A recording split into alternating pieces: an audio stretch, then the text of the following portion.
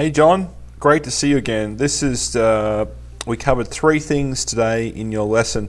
The left panel here was your swing you came with, and the panel here on the right is what we worked on with your takeaway and your grip.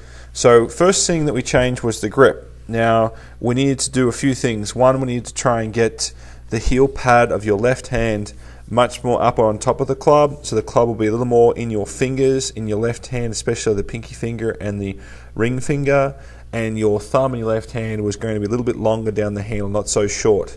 So this should make your hand a little more straight on through the handle, not so diagonal through the handle. The next thing was your setup. We wanted to try and generate a little more angle between the club shaft and your forearms. We actually see that's changed already. So here's this particular, your first view, and there's the angle that you have created. So here we have a greater angle through the forearms and down to the club shaft. It's just a little bit, not a dramatic change, but it's enough to be a positive difference. So you can see now your forearms are pointing down more towards the ground. This one here, it's a little more out. So that was the first change for your grip. Now, as far as the takeaway was concerned, we wanted to try and feel like the butt of the club. So we've got a T in the end of your grip here. We want to try and feel like that shaft, the club, is going to continue moving back on an angle. It has that T pointing up into your right hip.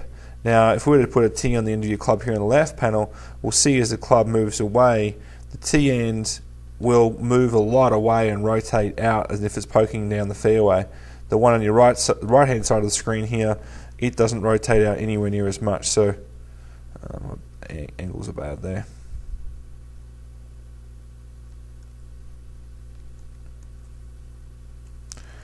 So we can see this from the takeaway.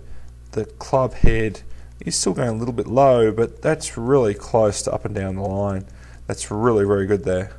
Okay, a little bit down cocked into it. I'm not too worried about that. We can see the difference though with the two swings very much, how much this club head comes inside. The reason why it comes inside though is because of what's happening with the handle end.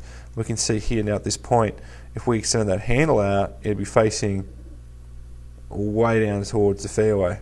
So we don't want it facing towards the fairway at that point. We want it facing, if the club shaft hasn't reached parallel with the ground, we want to have the club still pointing back in this way a little bit towards us. We want it pointing away from us a bit later in the swing. So the way to get a feel for that was putting a T in the butt end of the club and having the club, having that T point back towards your right hip as you move back in the backswing.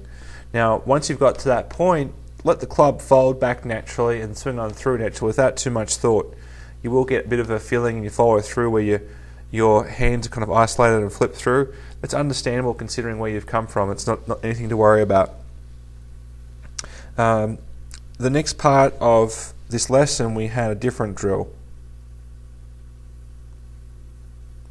which is to do with just the club folding back and folding through. The whole idea of this drill was to give you a feeling of how the club should be rotating through, more through impact. So you're feeling like that club face is really, really open on the backswing, whereas actually not. It's actually just dead square in comparison to the angle of the shaft. It's just you're used to feeling your version of square was actually more to do with say 10 to 15 degrees shut before we started making these changes. So we can see here on the left panel how it rotates more around. I'm just going to open up this one more swing here too.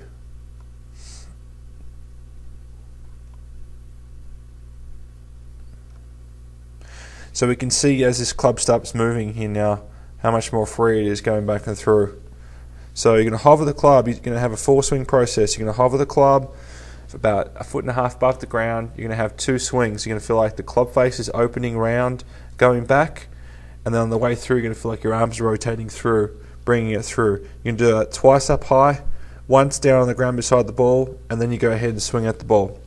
So that was pretty much the changes that we made today. So we had three changes: the grip, we had the takeaway. The takeaway was good to work on with 7-iron or below, 7-iron, 8-iron, 9-iron, wedge, what have you. That feeling is good to work on with those clubs. And then the opening and closing feeling, that the opening back with the rotating through, that's going to be really good to work on with the longer clubs. Towards the end of your session today, he had a lot of really good drivers. It looks fantastic. Wasn't curving in the air anywhere near as much. Everything looked a whole lot more neutral and easier to play with. So good work, good luck, and good to see you, John. Thanks for coming out to see me. I hope to see you soon.